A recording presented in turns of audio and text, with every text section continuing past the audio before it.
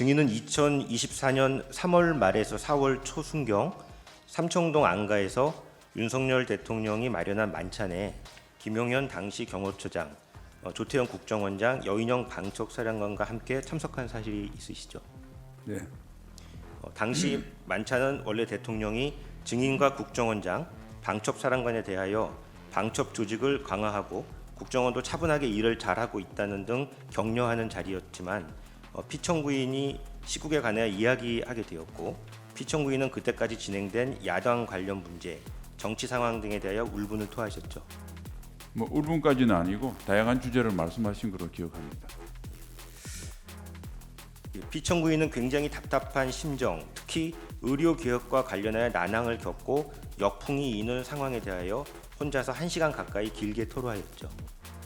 뭐 혼자서 길게라기보다 1시간 동안 주로 대화를 주도하셨고 저희들이 또 자유롭게 의견을 개진하는 그러한 자리였습니다. 이런 과정에서 피청구인은 정상적인 정치 상황으로 가기 굉장히 어려워졌다 언급하면서 비상한 조치를 해야 하지 않겠느냐라고 발언하였죠. 네, 정확한 워딩은 기억나지 않은데 그런 취지의 말씀이 있었던 것으로 기억합니다. 피청구인은 군이 나서야 되지 않느냐, 적극적인 역할을 해야 하지 않겠느냐라고 말하였죠. 네, 그런 말씀을 했던 것이 아니고 저를 보고 말씀하셔서 제가 그렇게 느꼈던 것 같습니다.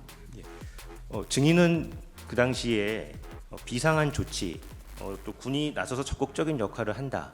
이걸 어떻게 이해하셨나요?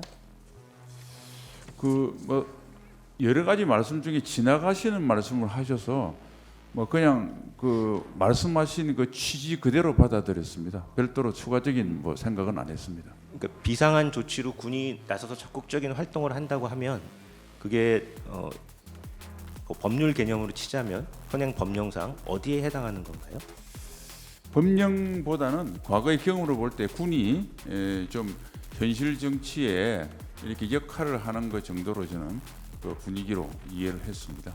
결국 계엄이나 이런 비상계엄이나 이런 것까지 포함하는 군의 정치 개입으로 생각하셨단 말씀이신가요? 뭐 그런 계엄까지 생각은 못했고 어쨌든 어떤 경우든 저는 그 적절치 않다고 이렇게 제 의견을 피력한 적이 있습니다. 이에 대하여 증인은 제가 법은 잘 모르겠지만 역사적으로 볼 때나 당위성 면에서는 적절치 않다. 국민이 용납하지 않고 장병들은 국민과 생각을 100% 같이 간다. 그것은 현실성이 없다고 반대하셨죠. 네, 뭐 법적인 문제를 떠나서 어떤 어려움을 해결하는데 좋은 솔루션은 아니란 취지로 제가 진언을 드린 것으로 기억합니다. 증인께서 당시 그 대통령의 그런 어떤 구상에 반대하신 나름대로의 그 당시에 그 합리적인 뭐 이유라든지 나름대로 논리적으로 분석하신 어떤 근거를 가지고 거기서 반대를 하신 건가요? 뭐 구상을 대통령께서 밝힌 거 그런 정도는 아니었고 그 대화를 하면서 지나가는 말투로 그런 비슷한 말씀을 하셔서 그냥 듣고 별다른 말씀을 안 드리려고 하다가 아무래도 이제 저를 보고 말씀하셨기 때문에 저는 평소에 이제 제가 알고 있던 역사관 그리고 군나의 현실, 우리 국민의 정치 의식 등을 고려할 때 뭐 그러한 것들은 그렇게 썩 유용한 방법이 아니다 이렇게 말씀을 드렸습니다. 예. 위 대통령과의 만찬 자리를 마친 후에 증인은 김용현, 여인영과 증인의 국방부 장관 공간에서 차를 마시면서 이야기를 나누셨죠. 그렇습니다. 증인은 당시 대통령이 아무리 추중이라도 저런 말을 하면 문제가 될 수 있겠다는 생각하에 김용현과 여인영에게 대통령이 왜 울분에 차서 화를 내시며 저런 말씀을 하시느냐라고 물으셨죠.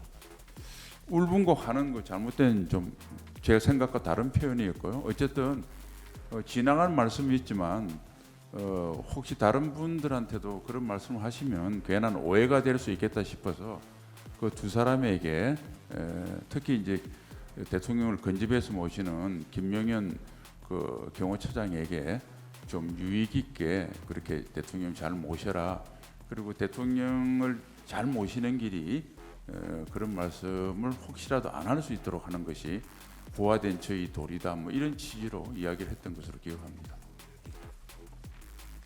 그러면서 증인은 국방부 장관으로서 대통령이 언급한 비상한 조치에 절대 반대한다. 반드시 증인의 뜻을 대통령께 전해달라고 말씀하셨죠. 네, 뭐 그런 뜻을 제가 저를 계기로 해서 대통령께서 그날 우리가 사실은 술을 겼더니 식사 자리였는데 혹시 그걸 그렇게 깊게 생각 안 하실 수도 있어서 제 핑계를 대서 한번 경호처장에게 대통령께 그렇게 말씀을 좀 전해달라는 뜻으로 그런 표현을 썼습니다.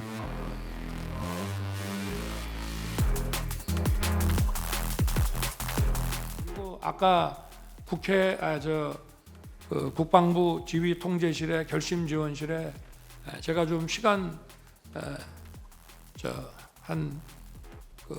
다른 사람들 보기에 조금 있었다고 하는 것은 제가 거기서 보려고 했던 거는 국회법이었고요.